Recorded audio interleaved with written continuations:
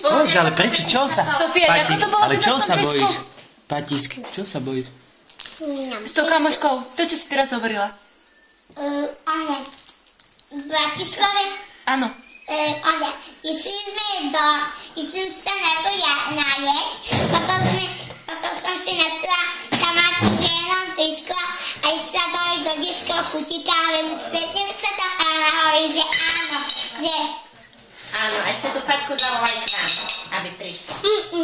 Nie? A prečo, Pati? Ja napríklad chodím tete Dudasovej a nebojím sa u nej. No však jasné, prečo by A si Paťka sa... nechodí nikam a bojí sa kade. To je sa zlasla. A tá Dudasová býva v Sinziaku. Činžiaku, áno. Vieš čo? Kúlame, lebo ja sa vôbec nebojím ísť po schodovku, Valička. A ešte povedz, ako ste by mali v toho škôlke, toho Mikuláša, toho čerta, ako to bolo? Na jednej strane bol kto? Čerta si sa bala aj Mikuláša? Nie, na jednej strane bol Mikuláš s anielom a na druhej bol Mikuláš s čertom. Tak Paťka nestúpila do tej... Tak ty to povedz, jak to bolo?